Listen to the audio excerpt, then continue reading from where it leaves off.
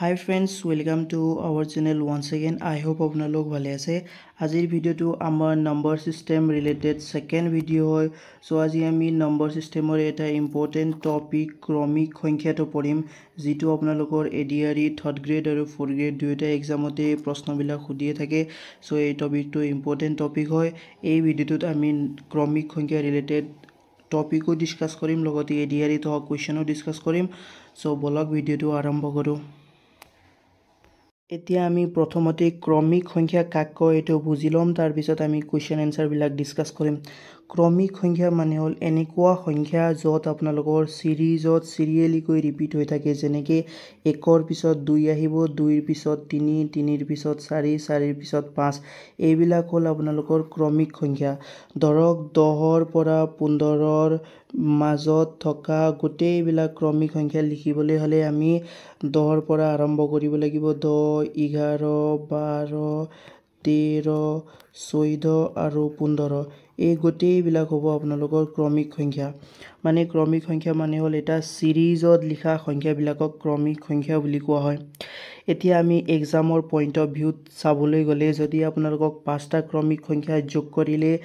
ধৰক 90 হয়, তেতিয়াহ'লে সংখ্যাবিলাক কি বুলি কয়, তেতিয়াহ'লে আমি প্ৰথমতে ক্ৰমিক সংখ্যাবিলাক এনেকে ধৰিব লাগিব। প্ৰথম সংখ্যাটোক আমি x বুলি ধৰিম, আৰু 2 নম্বৰ সংখ্যাটোক আমি x+1 বুলি ধৰিম, 3 নম্বৰ সংখ্যাটোক আমি x+2 বুলি ধৰিম, 4 নম্বৰ সংখ্যাটোক আমি x+3 আৰু 5 নম্বৰ সংখ্যাটোক আমি x+4 বুলি ধৰিম। এইটো সিকুৱেন্সত আমি ধৰিব লাগিব। ইয়াত আপোনালোকৰ x এ 1 বুজাইছে। এতিয়া 1ৰ লগত ধৰক x এ 1 বুজালে 1ৰ লগত 1 যোগ কৰিলে কিমান হ'ব, 2 হ'ব। তেনেদৰে ইয়াতো x এ 1 বুজাইছে, xৰ লগত 2 যোগ কৰিলে মানে 1ৰ লগত 2 যোগ কৰিলে কিমান হ'ব আপোনালোকৰ 3 হ'ব। তেনেদৰে x এ 1 বুজালে xৰ লগত 3 যোগ কৰিলে কিমান হ'ব, 4 হ'ব। x এ 1 বুজালে 4ৰ লগত 1 যোগ কৰিলে কিমান হ'ব, 5 হ'ব। আই হোপ আপোনালোকে ইয়ালৈকে বুজি পালে। এতিয়া আমি ক্ৰমিক সংখ্যাটো ডিসকাস কৰিলো। এতিয়া আমি ক্ৰমিক যুগ্ম সংখ্যাও ডিসকাস কৰিম। সো প্ৰথমতে আমি যুগ্ম সংখ্যাটো চাব লাগে। আই হোপ আপোনালোকে যুগ্ম সংখ্যা মানে কি জানে। যুগ্ম সংখ্যাটো 2ৰ পৰা আৰম্ভ কৰি 2ৰ পৰা 4 হ'ব, 4ৰ পৰা 6 হ'ব, 6ৰ পৰা 8 হ'ব, 8ৰ পৰা 10 হ'ব, 10ৰ পৰা 12, তেনেদৰে অসীমলৈকে গৈ থাকিব। সো ইয়াত ক্ৰমিক যুগ্ম সংখ্যাটো আমি এক্সামৰ পইণ্ট অফ ভিউত চাবলৈ গ'লে আমি লিখাটো এনেকৈ লিখিব লাগিব। য'ত আপোনালোকৰ x এ 2 বুজাইছে, তেতিয়াহ'লে x এ 2 বুজালে xৰ লগত 2 যোগ কৰিলে কিমান হ'ব, 2 যোগ কৰিলে 4 হ'ব। xৰ লগত 4 যোগ কৰিলে 6 হ'ব, যিহেতু x এ 2 বুজাইছে। x এ যিহেতু আপোনালোকৰ 2 বুজাইছে, 6ৰ লগত 2 যোগ কৰিলে আপোনালোকৰ 8 হ'ব। তেনেকৈ x এ 2 বুজালে xৰ লগত 8 যোগ কৰিলে আপোনালোকৰ কি হ'ব, 10 হ'ব। তেনেকৈ আমি ইয়াত 5টা ক্ৰমিক সংখ্যাবিলাক লিখিছোঁ। যদি আপোনালোকক 6টা বুলি কয় আৰু এটা আমি ইয়াত এড কৰিব লাগিব, x+10 বুলি আমি এড কৰিম, কিয়নো x এ 2 বুজালে xৰ লগত x এ 2 বুজালে 2 আৰু 10 যোগ কৰিলে কিমান হ'ব, 2 আৰু 10 যোগ কৰিলে আমাৰ 12 হ'ব। আই হোপ ইয়ালৈকে বুজি পালে। এতিয়া নেক্সট আমি ক্ৰমিক অযুগ্ম সংখ্যাটো চাম। এতিয়া ক্ৰমিক অযুগ্ম সংখ্যা, প্ৰথমতে আমি অযুগ্ম সংখ্যাটো চাই লওঁ। অযুগ্ম সংখ্যা মানে এনেকুৱা সংখ্যা যাক আপোনালোকৰ 2ৰে হৰণ নাযায়। তেনেকুৱা সংখ্যা আৰম্ভ কৰিলে 1ৰ পৰা আৰম্ভ কৰিব লাগিব, যিহেতু 1ও অযুগ্ম সংখ্যা হয়। 1ৰ পৰা 3 হ'ব, 3ৰ পৰা 5 হ'ব, 5ৰ পৰা 7 হ'ব, 7ৰ পৰা 9, 9ৰ পৰা 11, তেনেকৈ অসীমলৈকে গৈ থাকিব। এতিয়া এক্সাম্পল পইণ্ট অফ ভিউত চাবলৈ গ'লে আমি 5টা ক্ৰমিক অযুগ্ম সংখ্যাক এনেদৰে লিখিম। য'ত x এ আপোনালোকৰ 1 বুজাইছে, তেতিয়া 1 হ'লে 3 বনাবলৈ আমি 1ৰ লগত কি যোগ কৰিব লাগিব, 1ৰ লগত আমি 2 যোগ কৰিব লাগিব। 5 বুজাবলৈ হ'লে x এ যিহেতু 1 বুজাইছে আৰু 5 বনাব লাগে, তেতিয়াহ'লে তাৰ লগত 4 যোগ কৰিম। 7 বনাবলৈ হ'লে আমি 6ৰ লগত 1 যোগ কৰিলে 7 হৈ যাব। এতিয়া 9 বনাবলৈ হ'লে আমি কি কৰিম, x এ যিহেতু 1 বুজাইছে আৰু 8 যোগ কৰিলে আমাৰ 9 হ'ব। এইবিলাক আপোনালোকে যি তলত আমি এই x+2, x+4 এইবিলাক লিখিছোঁ, এইবিলাক আপোনালোকৰ এক্সামৰ পইণ্ট অফ ভিউত ইম্পৰ্টেণ্ট হয়, যিহেতু ক্ৰমিক সংখ্যা বুলি ক'লে আমি এনেকেই যোগ কৰিব লাগিব। সো বলক এতিয়া আমি কুৱেশ্যন এনচাৰবিলাক ডিসকাস কৰিম। এতিয়া এই কুৱেশ্যনটো চাব। ইয়াত কৈছে যে আমাক তিনিটা ক্ৰমিক সংখ্যাৰ যোগফলটো 39 দিছে তেতিয়াহ'লে তিনিটা সংখ্যা কি কি এইটো উলিয়াবলৈ কৈছে সো ক্ৰমিক সংখ্যা উলিয়াবলৈ কৈছে আমাক তিনিটা ক্ৰমিক সংখ্যা ইয়াত আপোনালোকক যুগ্ম ক্ৰমিক সংখ্যা উলিয়াবলৈও কোৱা নাই অযুগ্ম ক্ৰমিক সংখ্যা উলিয়াবলৈও কোৱা নাই অকল ক্ৰমিক সংখ্যা তিনিটাৰ সুধিছে সো আমি জানোৱে যে ক্ৰমিক সংখ্যা তিনিটাক আমি কেনেকৈ লিখিব লাগিব x + 1 আৰু x + 2 যেহেতু তিনিটাৰ কৈছে সো আমি তিনিটাই লিখিম এই কেইটা যোগ কৰিলে হ'ব আমাৰ 39 বুলি কৈছে সো এই কেইটাক আমি যোগ কৰিব লাগিব x + 1 + x + 2 এতিয়া এইবিলাক যোগ কৰিলে হয় আমাৰ 39 এতিয়া আমি প্ৰথমতে x কেইটা যোগ কৰিব লাগিব x কেইটা তিনিটা আছে গতিকে হ'ব আপোনালোকৰ 3x সংখ্যা যোগ কৰিলেও হ'ব আপোনালোকৰ 3 ইফালে 39 আছে এতিয়া আমি এই 3 টো যেহেতু ইয়াত যোগ হৈ আছে সমান চিন পাৰ কৰিলে হ'ব আমাৰ বিয়োগ 3x = প্লাস চিনটো যেহেতু সমান চিন পাৰ কৰোতে বিয়োগ হয় সো 39 ৰ লগত গৈ বিয়োগ হ'ব 39 ৰ লগত 3 বিয়োগ হলে আপোনালোকৰ হ'ব 36 এতিয়া আমি পালো 3x = 36 এতিয়া যেহেতু x ৰ মান উলিয়াব লাগে x ৰ লগত 3 পূৰণ হৈ আছে সো এই 3 টো x ৰ লগত ইয়াত পূৰণ হৈ আছে x ৰ মান উলিয়াব লাগে তেতিয়াহলে আমি x ৰাখি ললো ইফালে পূৰণ হৈ থকা সংখ্যাটো সমান চিন পাৰ কৰিলে হৰণ হ'ব কাক গৈ হৰণ কৰিব আপোনালোকৰ 36ক গৈ হৰণ কৰিব 3 এতিয়া 3 এ 36ক হৰণ কৰোতে উত্তৰটো হ'ব আপোনালোকৰ 12 মানে x ৰ মানটো হ'ল আপোনালোকৰ 12 এতিয়া সংখ্যা তিনিটা কেনেকৈ উলিয়াব লাগিব আমি প্ৰথমতে সংখ্যা তিনিটা কেনেকৈ ধৰিছিলো x + 1 x + 2 তেতিয়াহলে x মানে কিমান হ'ল x মানে হ'ল আপোনালোকৰ 12 x + 1 মানে x ৰ লগত x ৰ মানটো আপোনালোকৰ 12 হ'ল আকৌ x যোগ কৰিলে কিমান হ'ব x যোগ কৰিলে হ'ব 13 x + 1 মানে হ'ল x ৰ মান 12 হ'ল 12 ৰ লগত x যোগ কৰিলে 13 হ'ব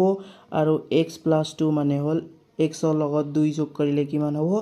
x ৰ মান যেহেতু 12 পালো x ৰ লগত 2 যোগ কৰিলে 14 হ'ব এতিয়া সংখ্যা তিনিটা আমি কি পালো 12 13 আৰু 14 এইটোৱে হ'ল আপোনালোকৰ উত্তৰ আই হোপ ইয়ালৈকে আপোনালোকে বুজি পালে এতিয়া নেক্সট কোৱেশ্চনটো ডিসকাস কৰিম এতিয়া এই কোৱেশ্চনটো চাব এই কোৱেশ্চনত আমাক কৈছে যে তিনিটা ক্ৰমিক যুগ্ম সংখ্যাৰ যোগফলটো 96 এতিয়া যুগ্ম সংখ্যা আহি গৈছে সো আমি যুগ্ম সংখ্যাটো ধৰিব লাগিব